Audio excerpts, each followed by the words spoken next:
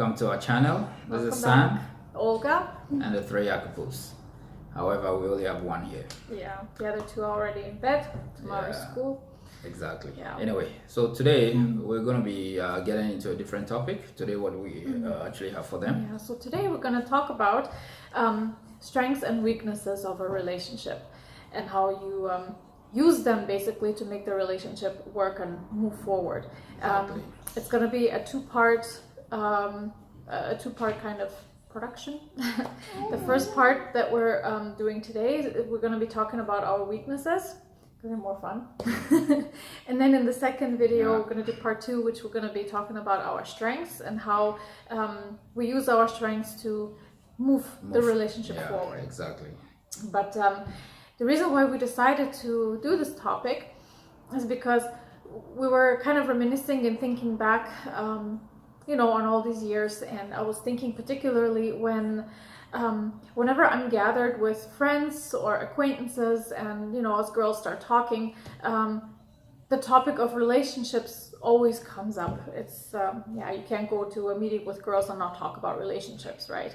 And I found that a lot of the conversations revolved around what is not going well in their relationships. And I found myself not really having much to contribute to that conversation. And it's not because we don't have our problems or we don't have our weaknesses. We do, like everybody else. But I do believe that we have slightly different approach to handling those differences and those weaknesses, right? So we would just like to share what some of those weaknesses are and how we approach them, and hopefully help someone maybe look at their situation a little bit differently and realize that it's not all that bad. And what we came up with is, before we even started talking about it, when we were listing our weaknesses in preparation for this video, we realized that it all comes down to communication. That is like the biggest thing. If the communication sucks, then there's not much that can come out of that. So without further ado, we'll start with our weaknesses, right? So we'll each tell you, he'll give you one of my weaknesses and then I'll give you one of his, and then we elaborate on how we deal with that. Sound good? So yeah, just like she said, so this video is going to be in two parts. The first part, obviously, like she said, we're going to be talking about our weaknesses. And then the second part will be focusing on the strengths part of it. So we'll delve into it right now. Number one weakness about her that I tell her all the time, but she's actually, worked so hard to improve on that. It's she becomes she's a bit hesitant when it comes to taking action. I don't know why. But for me, it's something that I noticed early on in our relationship. So I actually used that, because the first part of it is to actually observe, the strengths and weaknesses of your partner. And then you getting to know what they are, you actually, use it to kind of turn things around. So the first one that I noticed about her was, when it comes to taking action, she takes a bit almost doesn't, until I have to push and push and push and push. But when you think about it, in a relationship, that's exactly what is supposed to happen. We're supposed to actually fill in the void, of each other. Where she lacks, I come in to fill that, and where I lack, she comes in. And that is an understanding that I got early on, in a relationship. Like I said, she's really improved on that. There's more room for growth, so she's actually working on it. Anything you have to say? Well, yeah, it is true. Yeah. And that is one of the ways that we handle it. When he tells me that this is what I have observed about you, I don't take it as criticism. I don't take it as he's trying to bring me down or something like that. Like, I don't take it as him trying to highlight my negativity, right? That's not what it is. I know that when he tells me something about myself that's not, that's a weakness or where I kind of lack a little bit. Yeah. I know it's because he wants me to do better and because he knows that I can do better, right? Exactly. And I know that. And me knowing that, I never take his, like when he points something out, I never take it offensively, right? I'm never offended by that. If I get upset, it's because deep inside I know I'm upset at me, right? Not at him. Yeah.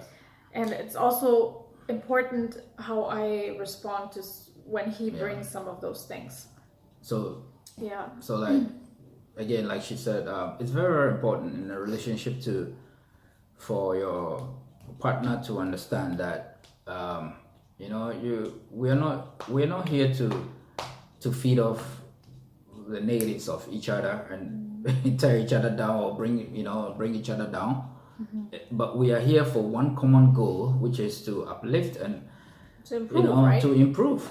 And how can you improve something without actually addressing it first? Exactly. I am by no means perfect. So is she. And also looking at the background, culture-wise, ethnicity and all that stuff, that's a huge challenge. Yeah. How do you expect, two different, distinct backgrounds coming together to, form a union to just, flow like that? No, it takes work. It takes work, And both of you have to be on the same page. Yeah. To understand that, look, we're going to do this together, and that's one of the things that we do. We embrace each other well, whether the weaknesses or the strengths, we do, and we run with it. I'm pretty much thinking that the reason why sometimes I hesitate is because I think I'm looking for a 100% confirmation that this is what we should do, right? And if I don't have it, I'm hesitant, I think. And it's not because I don't know that whatever we have to do is important. I know it's important, but I'm thinking maybe there's a better way. So I'm doing what you're not supposed to do. I'm overanalyzing things. Which, as you guys know, overanalysis brings about paralysis. So that is where instead of at least it's something, I end yeah. up not doing anything because I'm thinking too much about it. Yeah. I'm a thinker, right? And even sometimes when I'm sleeping and I know I have to wake up and do this, but I don't want to wake up. So I'm dreaming that I'm doing it. So I'm thinking about doing it, and it feels like I actually did it. And then I wake up and I'm thinking, oh no, reality, I haven't actually done it. You haven't done nothing. So I'm a thinker. I think a lot. I philosophize a lot, but actually doing it sometimes, I don't know, there's like this invisible something holding me back, and I don't know what that is. It's like a psychological thing, but again, that's where he comes in to pull me out of that. And the beauty of it, guys, is like when I come in to point that to her or make her aware of of some of the things that she's lacking in, the beauty about her is she takes it so well. Like she does not hold back, she doesn't fight, she takes it so well. And that is one of the main secrets of our relationship. Like we've been able to move forward very, very quickly and very far because there's nothing to be holding on to and fighting over nothing. Over nothing. Yeah, Exactly. so because she knows why I'm saying that. I know why he's saying it, and I also know why she's also pointing certain things out to me. Yeah. So we like I said, we at the background we know we're working towards one common goal. Because again, how can I improve on something if I don't if I don't notice that something, right? If I can't pinpoint it what it is, or in this case him, because he will see things better than me, right? So that's that. So we'll go to a weakness of his. Yeah. One of his weaknesses, I believe, is that he gets overconsumed by the stress that he's going through. Julius, no. And what I mean by that is when he's going through a stressful situation, it impacts even our daily routine. And especially if it's something that you don't have any control over, right? And you have done everything that you need to do, you've done your part. Now it's just time to let it, take whatever, right? and it's out of your hands now. Like he gets so consumed by that he would just kind of shut down, right? Like he would sit on the couch and that's it. When I suggest, let's go for a walk with the kids, let's do something, he won't do it because he's not happy. And I understand that, but I also have to kind of bring him out of that, because one thing doesn't have anything to do with the other, in my opinion, right? And just because we're going through a stressful situation, in my opinion, it doesn't mean that life stops. No. Especially the children. They need us to be positive and to be there for them. So for me, that's actually one of my strengths. I'm able to take that stress and put it in like a box and put it in the back, right? And focus on, like, basically, when he's going through stress, those little things like the kids playing or the kids laughing, you know, or a news that I'm getting from my family, like my sister's having a baby or something like that, those things do not bring him happiness when he's going through that. And I have been trying for 11 years now to impact something in him where he would find joy in those little things despite the stress that he or we are going through, because that's very, very important. In my opinion, because this rat race called life, you are always chasing after something. You're chasing after a better job. You're chasing after acceptance, bigger house, a better car, whatever. It's a rat race. You're always chasing something, but there's no guarantee that you'll get it. And even if you do, the journey that you have taken to get where you are, by the time you get there, you have neglected those little things on the way that by the time you get to where you want to, those little things are gone. And then basically you have gone through all that stress and pain in vain, for nothing. Exactly. The kids are little now. This is where you need to be present. The stress, I also tell them that's something that I read that actually somewhere, as a quote, right? And I can't remember who said it, but the stress will be there, or the problems will be there, whether you stress about it or not. It's a decision, so you might as well not. And I know it's easier said than done, but at least try, right? That's all I'm asking, right? At least you have to try. Just because, I don't know, some bill didn't go through or whatever, doesn't mean we don't have to go and hang out with the kids and take them to the park, right? So that to me is one of his weaknesses. He just gets way too overconsumed by stress, to the point where he doesn't find joy and happiness in the little things, which for me is also very, I find that sad, right? Because he has so much joy in him and he has the potential to make these kids so happy. And when the stress comes and it crushes that in him, it makes me sad. So I just want to elaborate on that point a bit. What she said is absolutely right. The stress that comes to consume me, it's so overwhelming to the point where it's a culmination of a lot of things that I've gone through over the period of my life, and I sometimes see the same pattern, just over and over and over. And I think when I think about that is what even crushes me the most, not the newfound stress that just came.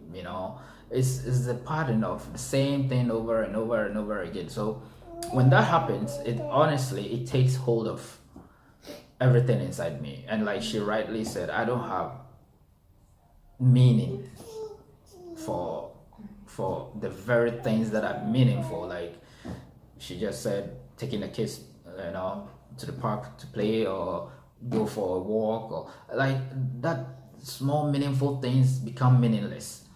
And it took her some time to actually bring that to my attention, constantly, actually, I might say. And for me to actually realize that, it actually is true. I'm missing out on that, because then you look, you kind of like look back, you realize how many years, have passed, that the kids are growing and you're missing so many things. It's like you go into that sleep mode, and before you wake up, things have passed. And that's what kills me. All you have spent your time on is stressing. But stressing didn't bring any solutions. Nothing. Right? So again, that's what we're saying. What I'm lacking she has it, and trust me, she does, and she handles stress so well, and that is the beauty and the gift that I have. That when I'm stressed, she's not stressed, A little and bit. even if she is stressed, she handles it so better that she uses that stress as a strength to wake me up, so I can move on to focus on the things that I need to do, and that's very important to know. Because one thing that I tell him that I also use to snap me out of stress mode, because of course I also get into it, right? But for me it's more of like I internalize it. Yeah. I mean, I talk about it, right? I don't just keep it in. But what I mean by that is when I'm stressed, I'm thinking more, right? Yeah. But not necessarily about that particular situation, because most of the time there's nothing I can do Yeah. about that situation. So I get, what's the word I'm looking for? I get, What? I slip into kind of like a melancholy, right? Something. Yeah. And usually, sometimes also when that happens, I think about when I was a kid. Yeah, like memories from my childhood come up, and all of those different things. It's like almost like my life flashes before my eyes, right? Yeah. But I don't let it affect how I am with the kids or anything Yeah. like that, right? Because it's not the kids' fault that we're stressed. But again, can you give me the bottle? Yeah. What I was gonna say was, when that stress hits, I realized that whatever it is, it always pertains about something that has to do with finances, right? It's all the things that money can buy that we're stressing about. And then I said, okay, well, then if that's all it is, it can't be that bad. Because everything that money cannot buy, that all these people who don't ever have to worry about money in their lives wish they had and would give up all of their riches to get what I have, then it changes my perception. All the things money cannot buy, I have them. I have them, yeah? And everything else is just a matter of time, and you apply yourself, you know, try different things, and then eventually your result will come because you work at it, right? But you know, all those people that have achieved that are now looking for what I already have, that is way harder to get, that is priceless. Yeah, I have a family who loves me, I have children, I'm happy, right?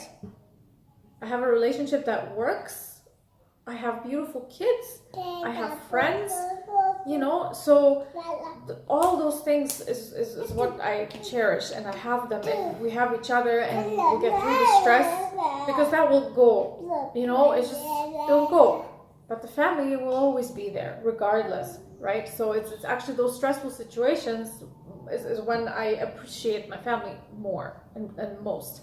And that, again, just that realization changes my entire attitude towards it, and I try to bring that to him as well. Yeah. So yeah, that's so far we have about 2 more, and I'm just checking how much time we spent on just one. Yeah, I don't want to rant too much. Yeah, I don't know whether we'll be able to finish. The No, we next can just two, do very quick.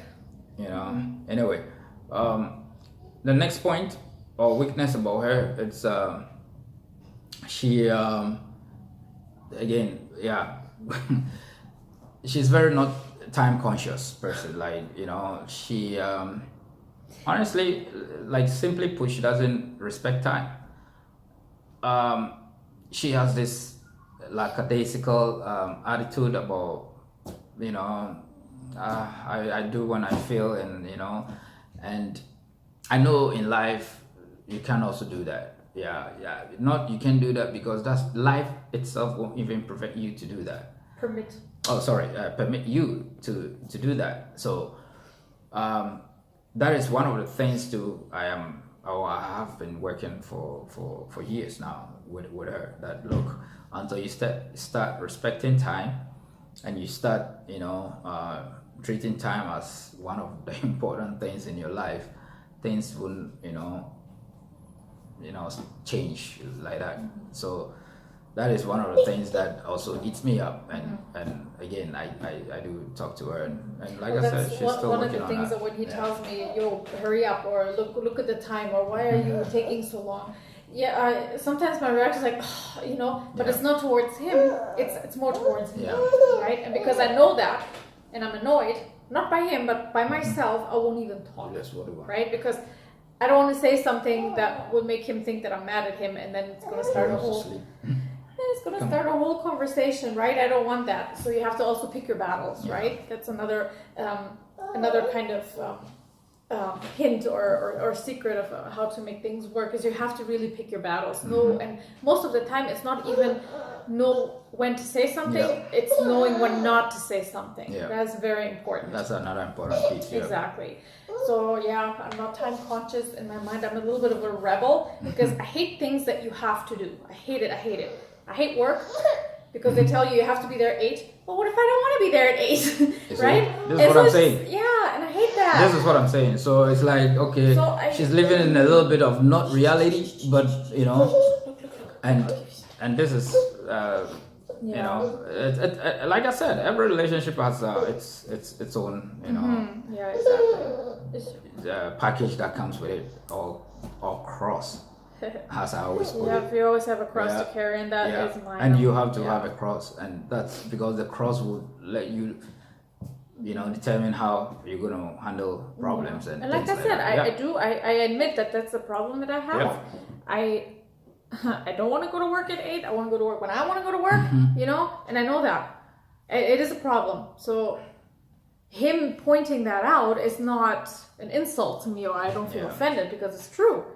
That is the basic, you know, truth. Anyway, let's That start. brings me to his weakness. It's kind of like the opposite of that. He's too. I couldn't really find a right term for this, but he's way too intense in terms of he wants too much too fast. This go attitude that everybody will get that when they live in North America. Yeah. But now that we live in Germany, he can slow down a little bit. And he needs to learn to just chill. You've done what you have to do, now sit back and think about something else. He cannot do that. He's like, okay, what's the next thing? What's the next thing? When I just want to sit and watch Friends or something, you know? They always say, it's another quote that I read, the only thing I want to do is have a coffee, put on Friends, and forget all my adult problems. And I do that because it's good for me, right? Yeah. It's like a soul food for me, right? To escape that. And when he watches TV, he watches more real life problems. And which is good. I mean, you want to grow and you want to watch things that, you know, are educative or whatever, right? Or that pertain to your situation and you can do something about it, but not all the time. But that's just the difference between us. That's the difference, yeah. For me to calm down and to kind of recollect myself again, I need to escape reality for some time. For him, no, he rather delves into it more.